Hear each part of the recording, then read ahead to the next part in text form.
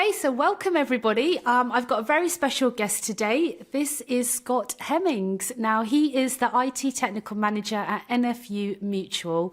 Now, Scott is responsible for observability, tools, automation, and has application support team. He has spent a lot of his time over the last year working on implementing and then supporting ServiceNow at the NFU Mutual. So, Scott, thank you so much for joining us today.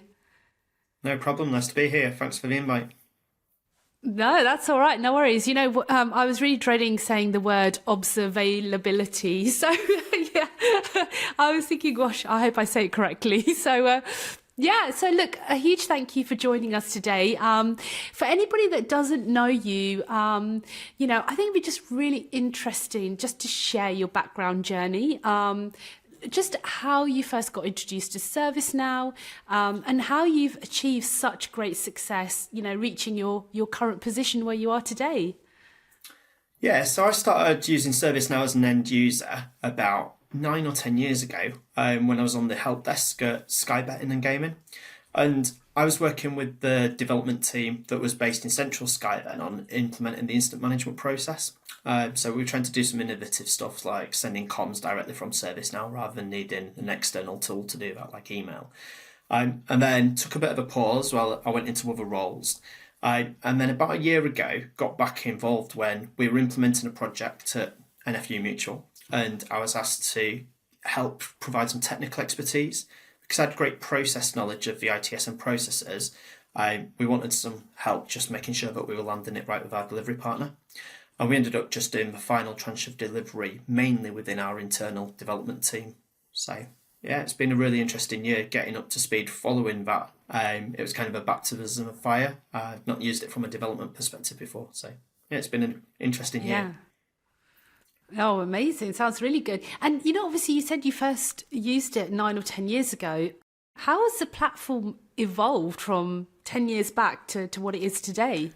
Yes, I think look and feel is obviously a lot different. I think the core capabilities within the ITSM module are pretty much, very similar. We can raise an incident and raise a change. Obviously, the way that users are interacting with ServiceNow is very different nowadays.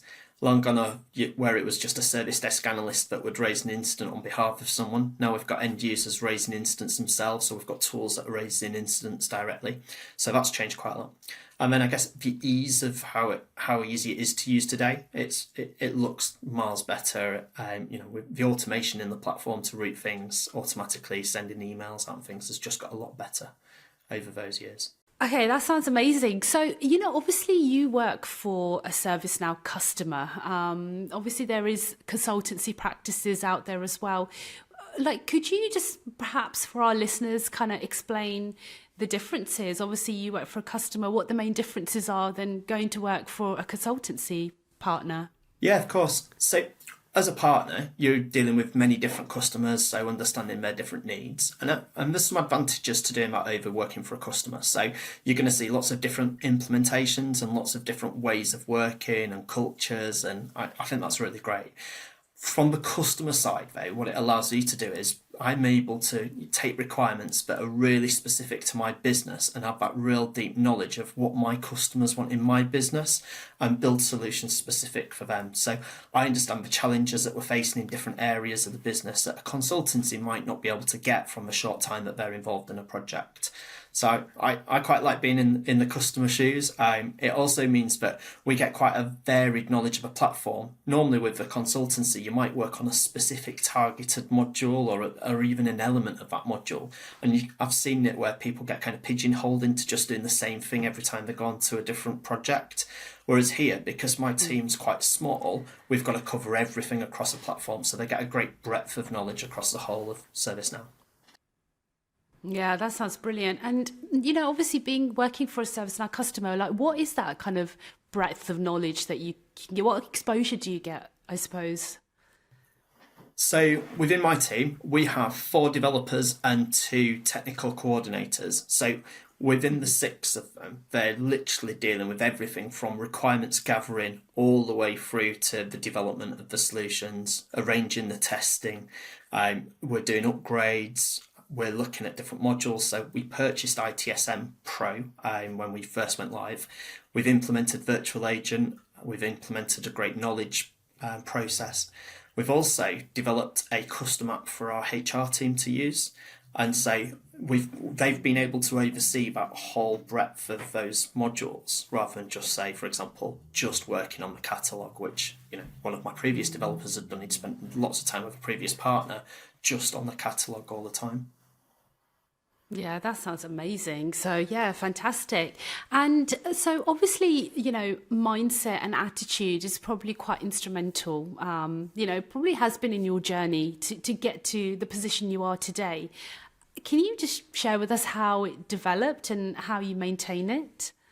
Yeah, so it's changed a lot. So I think when I was younger, much younger, my focus was on kind of visibility and wanting to be seen to doing everything. I think when I was early on in my IT career, I guess that's changed a lot now to how can we make the team deliver the best and make sure they get the recognition for all the work they're doing rather than it being about an individual. So from a mentality, attitude perspective, I think showing the team that it's important to learn, that it's important that we make mistakes as well. Like, and people look at me and go, "What do you mean make mistakes?" And I'm like, if my team can make a mistake, trust that they're not going to get beaten up about it, we'll move so much quicker. I've worked in teams where if you made a mistake, you got beaten up. And so people hide the mistakes. They don't want to try new things. They take ages to get to deliver the solution because it's got to be tested 100 different ways to make sure that they're not going to get beaten up. Because of the approach that we take, where we say, look, if you make a mistake, that's fine, that's on me, and for approving this approach, it allows them to just crack on and deliver really, really quickly. And then when it goes wrong, which it does seldomly, then I take the hit for that's the way that we want to run the team. Wow, that's amazing. That's really inspirational because, you know, I think, yeah, people are always scared to make mistakes because they don't want to get into trouble. But I think, yeah, if you have that kind of culture and that environment where you say, look, guys, be inquisitive, you know, go out there, it's just going to encourage people to explore. And I suppose that's how the platform's going to develop and grow, right? Exactly. And that's not to say that we don't have governance and controls in place. It's just that we try to limit that governance and those controls wherever we can. So, for example, if a developer is going to make the same change in the catalogue over 20, 30 different items, we don't need to quality check that, right, every time. We trust that they know what they're doing. So the first time a developer does their first change on the catalogue, we might just verify that it's right and meets the standards. And we might get that UAT'd and go through each of our governance steps. The next time, we're probably going to take a less vigorous approach. And that just shows that to the developers that we're trusting them and that it enables us to move at pace. I love that. Yeah. And it's also you're giving them ownership, right? You're kind of saying to them, guys, you know, you have the ownership on this. You're not like micromanaging. And yeah, I think that's an amazing kind of thinking, the way of thinking, you know, I think is great. You mentioned about, like, you know, you worked in an environment where you did get beat up for doing a mistake. Is that perhaps where you kind of thought, you know what, I'm going to do things differently when I become a manager? I think there's two bits to it. So I think your leadership style grows, right? Whatever conversation you have, all your reflection, I think it changes. I think in that environment where people were beaten up for making mistakes, quality was massively important, and I can also see the benefits of that, right? So they were slower to develop, but everything they developed was pretty much perfect every time. So, for me, there's a trade-off there against, you know, how quickly you can go. And for me, in the environment that we have in our team, I'd much rather move quicker and have the odd mistake because we don't make that many mistakes. So even with all of those quality checks not being done, well, we're probably still introducing the same number of defects of teams that are checking everything 100 times. Might be one or two more, but for the amount that we're delivering over and above those teams, great, let's do it. Yeah, no, it's brilliant. Yeah. And I think that because you've got such an open kind of leadership style, people aren't afraid to come to you and cross check, right? You know, if you have that kind of open culture, people are like, well, Scott, would you mind? Like, I'm going to do this. Can you just double check? You know, they're not afraid, you know? I think that's amazing. 100%. And that became really prevalent last year. We had a new engineer on the team that caused a P1. And because we talked about the culture, I have a one-to-one with everybody that joins my wider teams, and we talk about creating value and the culture in the team. Because we'd had that conversation, she made a mistake, she caused a P1, straight away just put her hands up and said, I've just caused this P1 that's ongoing right now. And that enabled us not to get the cast of, 10 people that we normally have on a P1 call to try and figure out what's going on. We just were able to go onto that call and say, we've done this, we're changing it, it'll be back in 10 minutes. And that confidence that gives to our major incident teams and to me as a leader to just go, do you know what, that's exactly what we want. That person knows they can go away. Now, the other thing as well is, obviously, we don't make the same mistake twice, and that's really important if you've got a fail-fast culture, is that we do take accountability. So if that person made that mistake over and over, they'd obviously go down a performance management process. So it's not to say that we're not going to manage that, it's just that we don't mind when you do it the first time. Yeah, no, I love that. I think that's really like what a like amazing environment to work in. So and like you say, look, people don't they don't make mistakes on purpose. No one ever goes out and goes, I'm going to do a really bad job. Nobody wants to lose their job, right? So, Yeah. I just think I think it's brilliant. So, yeah, that's amazing. And, obviously, working in environments, like we've all been in environments. I've been in environments where you're a bit like, oh, should I say something? Like, I don't want to like get into trouble, but then over time it builds up your resilience, right? So, and I think that's really essential in navigating the ups and downs, of quite a challenging industry. How have you built resilience, Scott? Like, what strategies do you kind of employ to make sure you bounce back from those setbacks? So I'd say it's more like a system, right? So, one of the things that I try is kind of that plan, do, check, act. So whenever I'm looking at an opportunity to change something, I try to evaluate what's going to happen if we make a change. And then we go and make the change and then measure it afterwards and say, did we have the effect that we do? So when something doesn't go quite right, we go back and look at what did we do in that plan phase that didn't quite meet the desired outcome. And we just make slight refinements each time, say those incremental improvements. And so it's not changing the whole approach to what we're doing. It's just going, actually, do you know what? We missed an input into the process. Let's make sure for any more times we make that change, we'll get that input. And I think over time, it's just realizing that the system works. So you don't have to, you don't have to start from scratch ever. I don't think you just go, okay, we've got to tweak that just about 1%, and it is just marginal gains all the time that we look at anything we do to go, how do we just tweak that and make it a little bit more effective? That's amazing. I love that. So brilliant. And so in your past, in your career, have you had like anyone that you've looked up to, like a mentor or someone who's kind of guided you in your career? Like, is there anyone that's influenced your own journey that, I mean, you don't need to give out names, but, just, if you talk about it, that'd be amazing. So I worked with a couple of really influential ladies early on in my career at Sky Bet, where we got massive spikes in demand. So because it was majority football related, you can imagine that there's been a known goal, and so all of a sudden there's a massive influx of people asking, what happened to my first goal scorer bet? Or there's a draw in 90 minutes and people are like, oh my God, what's happening to my bets? So you'd see these huge spikes of demand.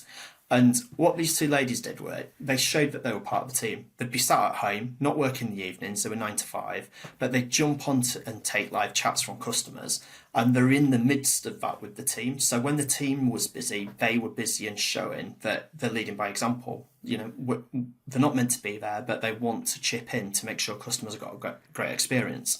And I think that really resonated with me at the time, and I think I try to do that now. Like, if we're really struggling, if we've got really bad incident, then I'm going to jump in, and I might not be doing anything other than sitting there and supporting the team.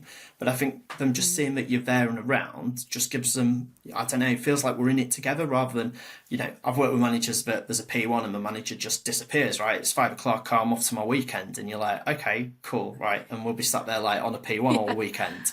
And so, I think it might influence my, my career massively.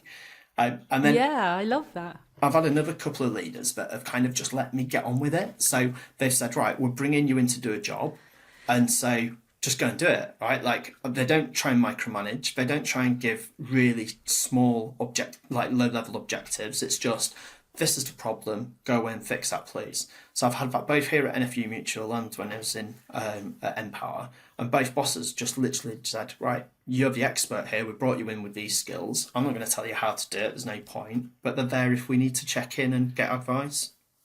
And again, I try to do that with my team. Not, not the low level, you need to deliver this, and this. Just, this is a problem. Can you go fix that for me, please? Yeah. Yeah. And do you know what? People really respect that, because I know for me personally, I respect that kind of management style as well. Because there's this thing, like, people forget, when you hire someone, unless they're like a grad or they're training, you usually hire people because of the skills that they've got. So I suppose it comes down to, like, people just sometimes find it hard to kind of let go. Like they find it hard to kind of really kind of let go. And I think it's great that you've kind of got that balance. And obviously your career, it's been influenced throughout, right? It has, and you know what, I'm not perfect at it every time. I'm sure if my team leaders now, they'll say, oh, you've given me a very specific objective over the last couple of weeks at some point. But it's on the whole, right? Like, what is it we're trying to do and how we're trying to do it on the whole? And most times it is just, this is what I want you to do. Go and figure out a way to do it. The ServiceNow piece gets a little bit messy because I'm also the platform owner.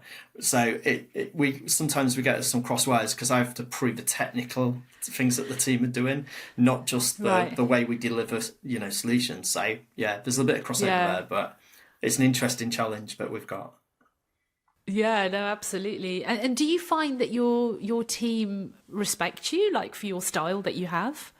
Yeah, I think so. I mean, I it's hard for me to answer that, right? Like, it'd have to be down to the team to say. But what I would say is the team deliver. I can't do my job. Well, in fact, my job doesn't exist without the team, right? And all the success we have that I have is because the team are delivering the strategy that we want them to. So I think that when we started out at NFU Mutual, the first 6 months was really tough. Like, we had to build trust from a team that maybe didn't have that in place before, and that was really, really hard work, right? We had to change mindsets around how we would work about the no fear of failing, and that was a paradigm shift for a lot of people. So it probably took 6 to 12 months before we properly embedded that belief within the teams. But since then, it's great. Like I said, that people just come in, crack on, do their jobs. They don't need to get permission from anyone. We're not hierarchical at all. If someone needs to go to my boss because I'm not around, they go to the boss or to another team. And I just think we just speed up and remove obstacles for people. Yeah, no, it's amazing. And I can see, like, the way you have so much respect for your team, that kind of will translate to them. And, they always say, like, a happy workforce, it just increases productivity, right? That if your team are happy and they enjoy what they're doing and they like who they work for, it just shifts everything, right? So that's amazing. So I was going to ask you, Scott, like, anyone, like, what key kind of skills or areas of expertise do you think ServiceNow professionals who basically establishing themselves, right? So they're focusing on developing to enhance their career prospects. How can they kind of stand out in the industry? Yeah, I thought a lot about this question when I saw, like, what questions we were going to ask today, and it's really tough because I must see, like, we're recruiting at the moment for a contractor, and every CV is the same, right? Everyone's been on the same qualifications, and so how do you pick one person over another when you want to go to interview, other than looking at things like years of experience? And I think the bit that everybody misses is they don't talk about the value that they created. So they talk about the qualifications, they talk about the modules, the ServiceNow technical things that they've done, but not about the benefits that they've created for the business.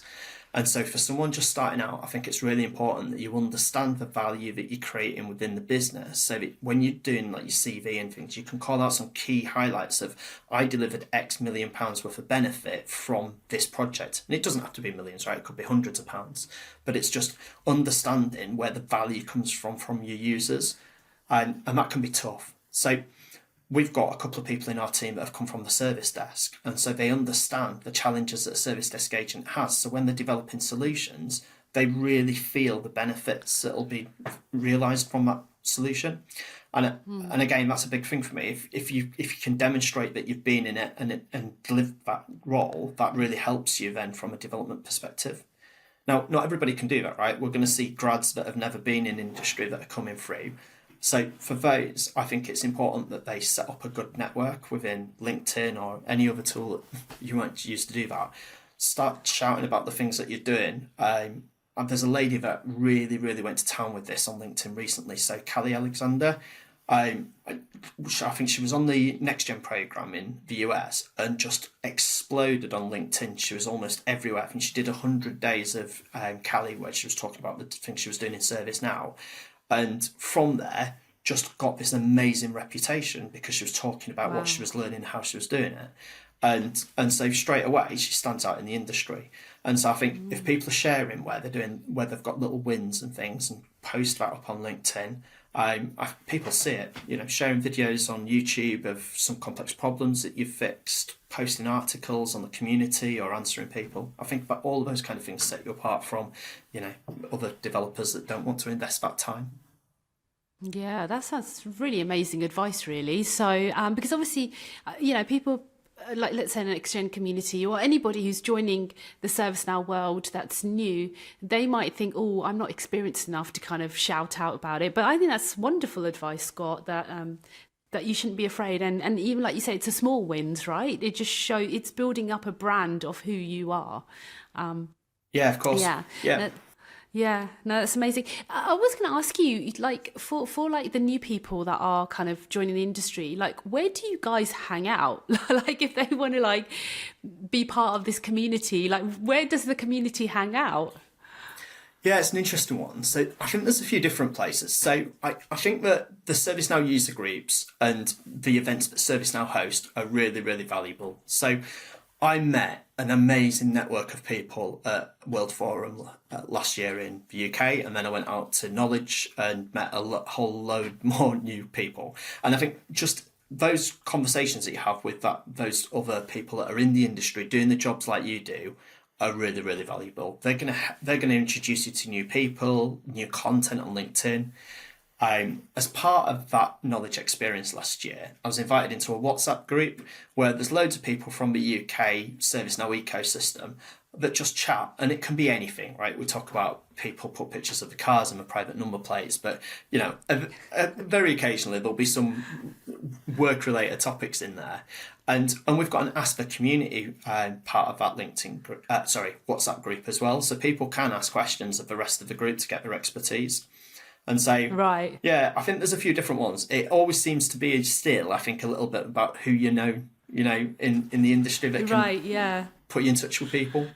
But maybe there's a gap. I think, obviously the salespeople focus on the leaders and bringing leaders together because they're the ones that are going to bring money into their organisations. But for the devs, I'm not sure that there's too much out there in terms of community. Maybe an area that someone needs to pick up and try and do some more work in. Yeah, I suppose there is the ServiceNow dev meetups that they have in the UK. Yeah. Have you ever been to any of those? No, so because of my role, I guess they're a little bit too techie for me. So we were looking at this recently actually because CreatorCon is the day before World Forum this year, and the different tracks actually make it look really appealing. Now, unfortunately, I can't make it because I've got commitments on the day before. But some of those different tracks actually make it more appealing for the less technical people. So yeah, they look really great. I've not been to one myself, but hope to get to one soon. Yeah, it looks amazing, doesn't it? And Chuck's running it as well, so it'll be even more amazing. So yeah. Oh, that's fantastic. And so that sounds brilliant. I mean, obviously for like the new people that are starting out, there is the ServiceNow certifications, which can hopefully help them kind of take a step forward. What certifications do you recommend for those starting out and wanting to like kind of advance their careers? Yeah, so again, it's quite a tough question depending on what role you want to do, I think. So I guess doing the ServiceNow sysadmin fundamentals is just, I think, key for anybody that's going to work in the ecosystem. So really good. intro to the capabilities of the platform. I also like the micro certifications that they do. So it allows me to do something like I did a flow designer one recently, and just spending a few hours, but almost getting a real specialist view on flow designer, which was a problem for us at that time. Really handy for me. So I'd recommend, try to do a few of those micro certifications. Definitely do the CSA, and then have a look at what career path do you want to take. The Now Learning platform with the new learning paths is really, really great. The way that's evolved over the last kind of 18 months even is just amazing. So the fact that it's got recommended content that's not necessarily ServiceNow delivered now, so introduction to some podcasts and some external resources, I think that's really handy, because that's what I guess it was missing before. You'd need to know somebody to find where those podcasts are, whereas now they're presented in the implementation path, in the learning path, sorry. So definitely choose which path is best for you, and just get through as many of the topics as you can.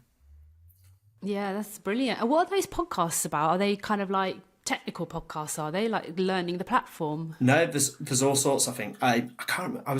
I saw one earlier. I can't remember what it was now. But they've just got them as part of like one of the tiles that you tick off as part of your journey. Is go and search for this podcast, have a look at this this article and stuff like that. And I think it's just about building up a bigger picture and a bigger network of information, rather than just doing your certification, which is what it was 18 months ago, 2 years ago, was just go and do this course, then do this course, then do this course. It's about saying, actually, there's loads of content out there that's not specifically created by ServiceNow but can help you on your journey. And I think that's really important to find, that that's really get a load of value from articles that people are creating and sharing on LinkedIn, that help me just, I don't know, it might be a specific topic that catches my eye, rather than going through a whole training course. Yeah, no, that's brilliant. And for anybody that's brand new to the industry, that's looking to get into ServiceNow, how can they access the portal? Yeah, so do you know? Yeah, it's nowlearning.service-now.com is the URL. I think there are some free content courses on there, and then there are ones that you obviously have to pay for to get the certifications. But there is a fundamentals kind of introduction to ServiceNow, and it's great. I think it's about 7 hours of learning, but it really teaches you about all the basics. And I'd recommend anybody that's even touching ServiceNow, whether you're a service desk analyst, a reporting manager, to just go and do that basic course. It's something to shout about internally. Just because it gives you an appreciation of some of the complexity. So when you're asking for some, user stories into a team, and you go, yeah, actually, it gives you that basis to go, this could be really complicated. Or, do you know what? I kind of think I might know how to do this because I saw it on that course. I just need a little bit of support to get it done. And shifting left to enable people to do their own stuff is really important for us. We want to take as much demand away from our development team as possible. So where we can support, we do lunch and learn type things with our teams, like we did one recently on reporting, so that people can go, oh, do you know what? I didn't realise that was a feature. I didn't realise how to get the best out reports. I didn't know how to schedule the report. We're teaching people that kind of stuff, so we don't have to get those queries in constantly into the team. Okay, so I mean, ServiceNow, it's rapidly evolving. It's a rapidly evolving platform. It's got new features. It's got new updates.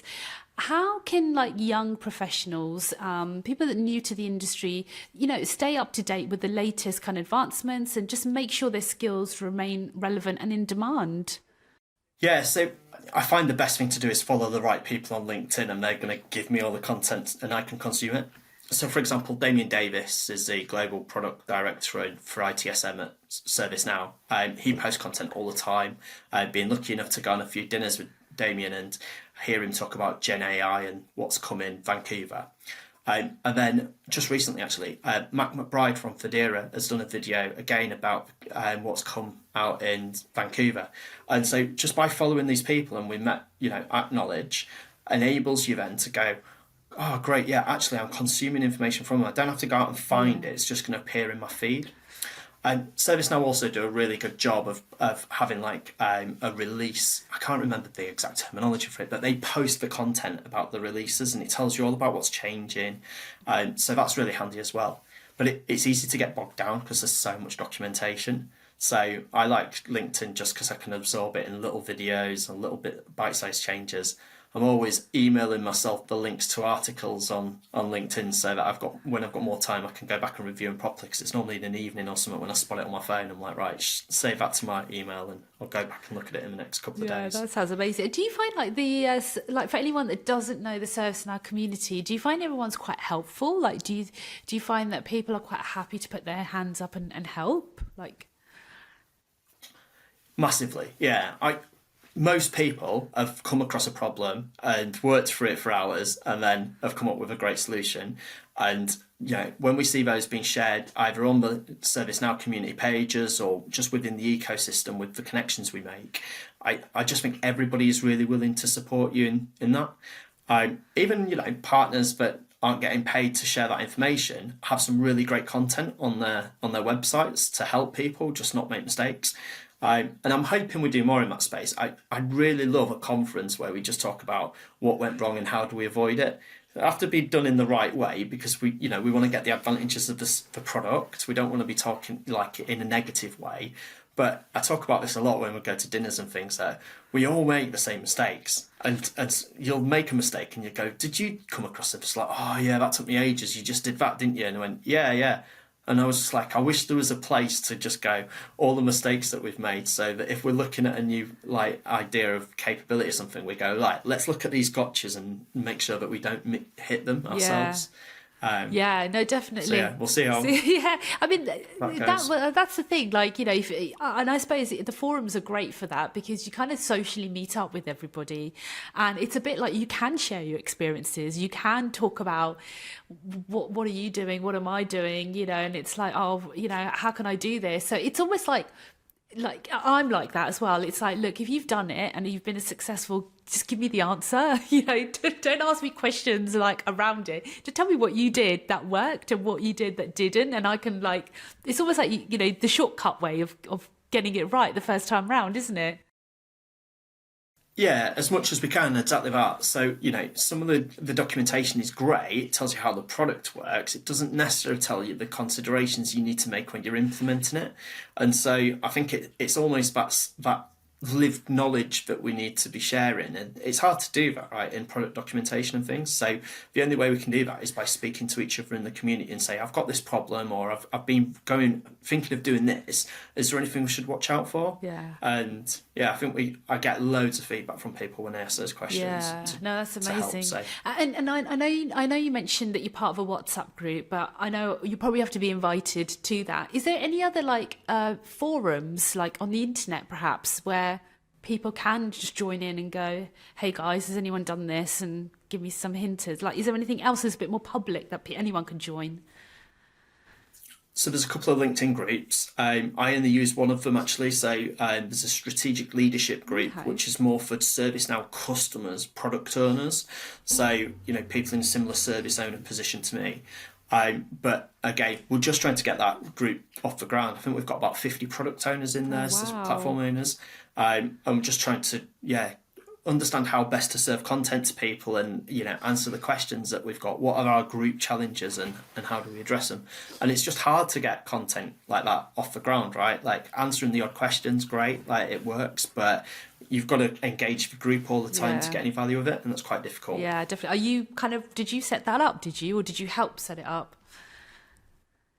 No, so I got invited into it actually after Knowledge this last year. I got invited in, and so we've got a small leadership group where we're just trying to talk about how do we make it work. We've set some kind of ground rules for the group so that of what we're aiming to do, but now it's just taking that to the next level of how do we get the group engaged and start some discussions going about topics that everyone's interested in. Yeah, definitely. Do you find that the ServiceNow community is quite small? Let's say, I don't know, pick another technology is completely different, like Salesforce, for example, is massive. Do you find that the ServiceNow community is much smaller, like everybody knows each other, or do you still think it's actually quite big? So I think it's reasonably small in the UK. So when I go to different events, you bump into the same people like every time. I just think there's probably a lot of people that don't engage with the groups. Either they don't want to or they don't know they exist. And so we've got to get some, either greater visibility of those groups and resources that are out there, or, I don't know, some developers just don't like speaking to people, right? Your old school developer that just sits with your hoodie and your earphones in and doesn't talk to people. But yeah, it's how do we bring people out of their shells and into those events? And yeah, I'm not sure what the answer is, if I'm honest, Farah, but there seems to be a lot of people that work in service now, but not a lot of people that are part of those groups. Yeah, and I suppose it's about encouraging everyone that look, you're all invited, right? Everything should be open, and it doesn't matter what you do, what stage you're in your career. Even if sometimes people just want to observe, right? So, yeah, no, that's brilliant. And I mean, I think people get scared, right? Sorry, no, go. go. I think people get scared of the fact that they might not always know, and they might feel silly for asking the questions. And I think there's so much of a partner network out there in the ecosystem where you've relied on a partner to implement something or deliver a solution rather than you doing it as a customer. And I think people maybe just feel like that they might not have the right knowledge to even ask the questions. And I'd just say, don't worry about it. If you've got a question, stick it in there. Nobody's going to be beating people up for asking basic questions. I ask them all the time, especially of my teams. And I think it's you've got to show that humility, right? That you don't know everything. It's such a big platform. I don't think anybody knows the whole thing inside out anywhere now. Yeah, it's that big. Yeah, no, it's great advice. And just talking about humility, I think personally, I think it's really important to balance kind of ambition and humility, especially when you're young, right? You're just so hungry. You're always chasing it. How have you managed to stay so grounded, Scott, and maintain that humility, but at the same time being really, really successful at what you do? Yeah, so I'd say that actually I probably went wrong in my early career. I touched on it earlier, but actually when I was younger, it was all about me and all about the success of what I was doing and not what the team were doing. And so I was made redundant, and that really made me reflect on why I'd been made redundant. And I learned then that you're part of the team, and you're only as good as what the team delivers. And so when I went into leadership, it was almost like I'd learned the perfect lesson there, that it doesn't matter what I do. I don't have to shout about anything I do. I don't need the success. Just shout about what the team are doing. So, for example, at the moment, we send a weekly highs and lows email out to our leadership team, and it's just celebrating each team and everything that has gone well. Then nothing to do with what I've done, right? It's just what the individual teams have delivered that week that has been great. Yeah. And just highlighting things like that really just goes, actually, it's all about the team, not about me. Yeah. And then I've learned that my success will come from the teams being successful in what they're delivering. That's amazing. I love that outlook. So yeah, and just reflecting on your own kind of journey that you've had, in your career, what advice would you give to somebody who is literally starting out? This is like perhaps their first or second role. They're just literally starting their journey. Like, what advice would you give them? So, don't be cautious. Go and find information. It's not going to be given to you.